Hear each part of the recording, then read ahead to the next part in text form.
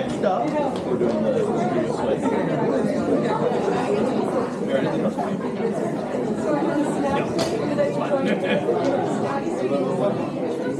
So, history of sway.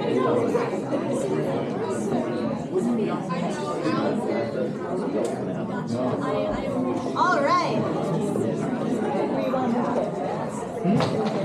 Yeah, move the chairs in. So for the rest of the dances, they're not going to be the same traveling dances we had before. So if folks want to move chairs to kind of be like a semicircle on this half of the room, the performers are all going to be performing this way. So grab your chair, bring it around. Make a row. Make a Bring it row. on over.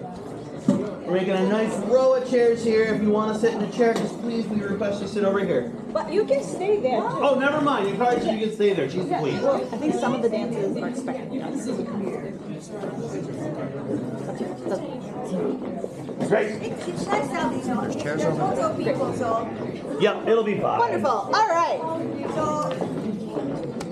you have to be closer to watching because of the blind spot. I love that Sora gets both balloons. All right, so for our first performance, this is going to be both a performance and a history lesson all wrapped into one.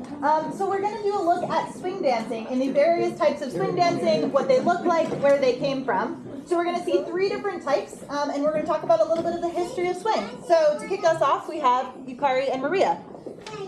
All right, I'm going to give a few minutes about the history of 1920s to 1940s swing. Yukari very wisely said, what do people hear when they hear the word swing dance? Would you like to swing dance with me? Because it can mean a whole lot of different things. There are different types of swing dance because the dance has evolved with the music, and the music has evolved over time.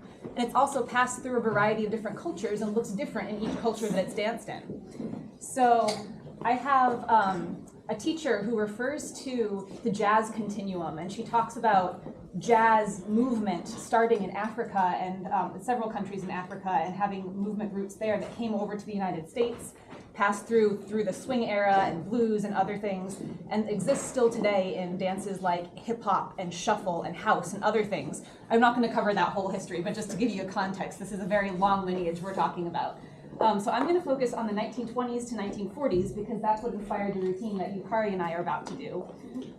Picture 1920s Charleston, South Carolina. We have a bustling port city. We have an age of enlightenment and freedom as people are finding new ways to engage in society, new ways to move their body.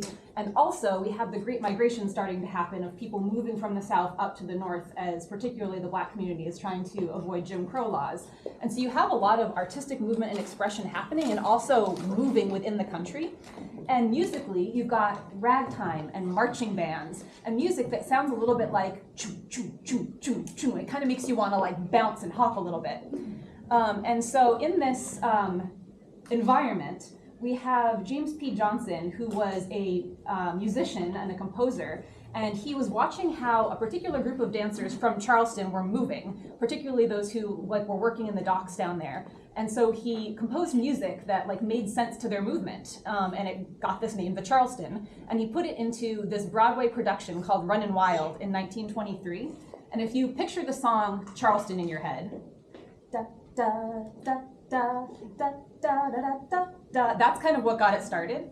And you had people moving in very solo free liberating ways, all of this knee movement and ways that didn't necessarily require a partner, and it swept the nation by storm. It was a big dance fad that actually went beyond the United States. It was international at the time. And then there was also a partnered version of this, a partnered version of Charleston that was kind of mirroring or taking that type of movement and combining it with lots of, I'd say, ballroom dances, like European influenced type of dance movement in partnership, but also using Charleston vocabulary. So in the first half of our routine, you're going to see Yukari dancing some solo and some partnered Charleston from the 1920s. And then fast forward into the 1930s, the music starts to change a little bit. If you can picture a drum set doing something like it has this rolling feeling, which changes from a more boom, boom, boom to